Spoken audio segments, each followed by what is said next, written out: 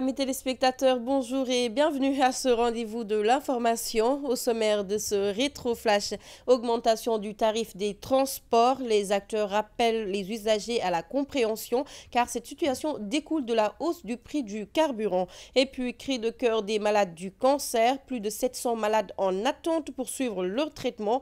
Ils sollicitent l'aide du chef de l'État.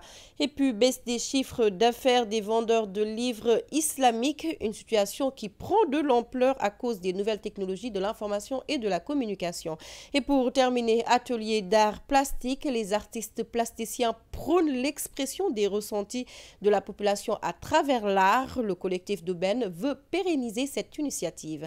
C'était tout pour les titres, le développement c'est dans un instant. Bonjour amis téléspectateurs, je vous le disais tantôt, l'actualité c'est l'augmentation du tarif des transports. Les acteurs disent n'avoir pas le choix car c'est le prix du carburant qui est à l'origine de cette hausse. Ils appellent les usagers à la compréhension et invitent le gouvernement à faire des efforts pour que le pays ne soit pas lourdement impacté par l'inflation mondiale. Suivant ce micro-trottoir réalisé par Néné Diallo et Abdoulaye Wade. C'est normal, c'est pas normal. Parce que un problème. C'est normal d'une part, d'autre part, ça ne l'est pas. Actuellement, il y a une inflation du prix du gasoil dans le monde entier. Et si l'État hausse le prix du gasoil, c'est normal que ça se répercute sur les tarifs. Déjà, le Sénégal a du pétrole, mais qu'on peine toujours à exploiter. Donc, forcément, nous allons le sentir. Mais je remercie le gouvernement, même si ils ont tardivement haussé le prix du gasoil, parce que dans d'autres pays, je prends l'exemple du Nigeria, les tarifs sont beaucoup plus élevés. Donc, si le gouvernement décide d'ajouter 100 francs seulement sur le prix du gasoil, je trouve que c'est très abordable. C'est abordable. C'est très difficile que ce soit des deux côtés, chauffeurs comme usagers. On n'a même pas le courage de dire à nos clients que les tarifs ont haussé. Les temps sont durs, on essaye tous de s'en sortir.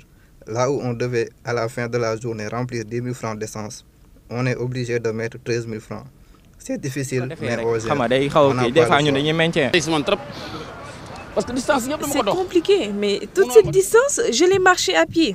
Je n'arrive pas à trouver de voiture. Et là, je dois me rendre à l'EMG. Mais quand même, les bus que j'ai pris n'ont pas encore augmenté leurs tarifs. Parlons à présent de la situation des malades du cancer. Après la fermeture de l'hôpital Le Dantec pour sa réhabilitation, plus de 700 malades du cancer en attente pour suivre leur traitement. Le collectif Patients en danger est dans le désarroi. Il demande au chef de l'État de prendre des dispositions dans les meilleurs délais pour éviter la mort des patients qui est enregistrée chaque jour. Suivant ce compte-rendu signé Aïssatou Faye Bodian et Abdoulaye Wade. Nous pleurons tous les jours des malades que nous perdons et que nous continuerons de perdre si rien n'est fait. Les malades du cancer sont dans le désarroi total après la fermeture de l'hôpital Le Dantec. Ils interpellent ainsi le chef de l'État Macky Sall. Ce nombre est très réduit par rapport à celles qui suivent un traitement de cancer avec des douleurs atroces. Toutes celles que vous voyez là, sans exception, sont des malades du cancer. Mais nous sommes toutes dans le désarroi, désorientés. Nous ne savons même plus où donner de la tête. D'ailleurs, et nous sommes fatigués de l'hôpital. Et tout ça, c'est à cause de la fermeture de l'hôpital Le Dantec. Des patients perdent la vie tous les jours parce qu'ils ne savent pas où trouver les médecins. Afin de mettre fin à la hausse du taux de mortalité, ils demandent à l'État du Sénégal de prendre des dispositions. La radiothérapie de Touba n'est jusque-là pas fonctionnelle. Pourquoi? Des fonctionnaires de la santé, des techniciens ont été affectés à Touba. Ils ont reçu leurs affectations depuis certains fin août, d'autres début septembre, n'ont toujours pas rejoint Touba. Les raisons, on ne sait pas.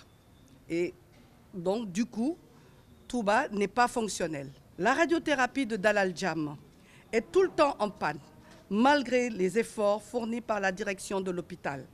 Et aujourd'hui, le scanner de simulation qui permet de faire la radiothérapie est resté en panne durant 4 mois. L'association Cancer du sang Sénégal interpelle les autorités ainsi car il y a eu des malades qui avaient payé auparavant leurs frais d'hospitalisation pour des actes chirurgicaux qui n'ont pas été jusque-là remboursés. Avant la fermeture de l'hôpital Le Dantec, je mendiais pour venir en aide aux malades dans leur traitement. J'ai versé 153 000 pour chaque malade. Elles étaient au nombre de 5. Actuellement, le Dantec nous doit près de 2 millions qu'il refuse de nous rembourser. La radiothérapie de Dantec prenait entre 40 et 50 patients par jour, comparé à Dalal Jamm actuellement qui prend qu'une vingtaine, mais également la chimiothérapie de la Dantec qui prenait en moyenne 50 patients par jour. Et aujourd'hui, on est à une vingtaine à Dalal Jamm. L'acte chirurgical est réduit et les listes d'attente sont très longues. Malheureusement, selon l'association Cancer du sang Sénégal, la maladie n'attend guère. Il demande aux autorités ainsi de vite agir. Et puis baisse des chiffres d'affaires des vendeurs de livres islamiques, une situation qui s'explique par le choix de plusieurs fidèles de faire leur enseignement coranique à travers les téléphones ou autres gadgets. Par contre, la fourniture des exemplaires du Saint-Coran dans les lieux de culte et les daras ont permis le maintien du marché. C'est un reportage que je vous propose de suivre.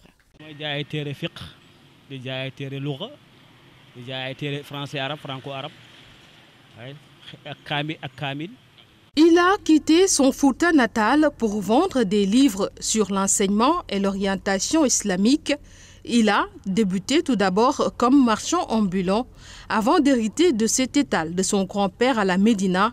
Mais aujourd'hui, Cheikh Tidiane Ndong nous confie que son chiffre d'affaires a beaucoup baissé avec l'arrivée des applications digitales du noble Coran dans les smartphones et autres gadgets. À vrai dire, ce n'est plus comme avant, à cause des applications numériques où les gens peuvent apprendre les enseignements coraniques. Ce qui est facile de nos jours, il suffit juste de les télécharger pour lire ou apprendre le Coran. C'est cela qui a contribué à la baisse de notre chiffre d'affaires. Mais on rend grâce à Dieu. Mais la situation n'est pas aussi alarmante car certains fidèles optent toujours pour la version papier, comme en témoigne cette cliente. L'année dernière, je l'avais fait.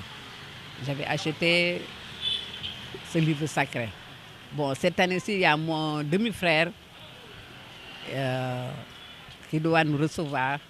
Donc, je vois que le seul cadeau, vraiment, je vois que c'est le mieux pour nous tous, c'est d'acheter ce Kamil-là, ce Saint-Coran. Les prix varient entre 1 000 et 20 000 francs CFA. C'est selon les besoins. Et les livres Wars et Hafs sont les plus vendus. Les prix varient entre 1 000 et 25 000 francs CFA. Les Wars et les Hafs que je vends le plus, ou encore le Khaloum, même si c'est un peu rare, car la plupart des Sénégalais utilisent, notamment dans les daras, les Wars et les Hafs. Malgré l'accès plus facile aux enseignements coraniques à travers la nouvelle technologie, les livres coraniques sont toujours achetés. Pour certains, c'est pour les offrir dans les mosquées, d'autres pour apprendre le Coran.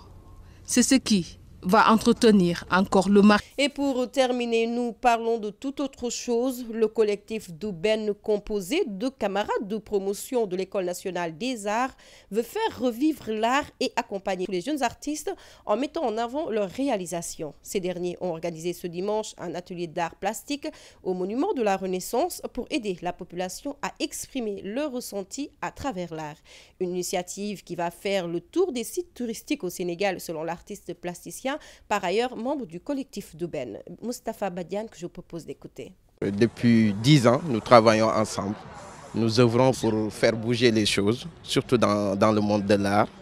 Voilà, nous œuvrons pour que l'art soit accessible à tous et que ça soit aussi un moyen d'expression, que les gens ne soient plus limités juste à l'expression orale, mais aussi à l'expression plastique. Nous avons un nouveau concept. Le concept, c'est itinéraire. Itinéraire avec les deux mots itinéraire et art.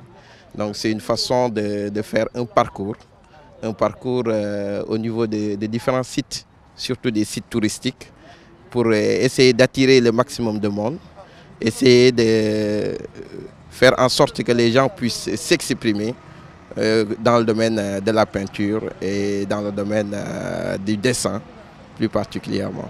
On a eu aussi à rencontrer une jeune fille qui est très engagée et qui a voulu lancer un cri du cœur. Et vraiment, ce cri est sorti. Et j'espère que ce tableau fera écho.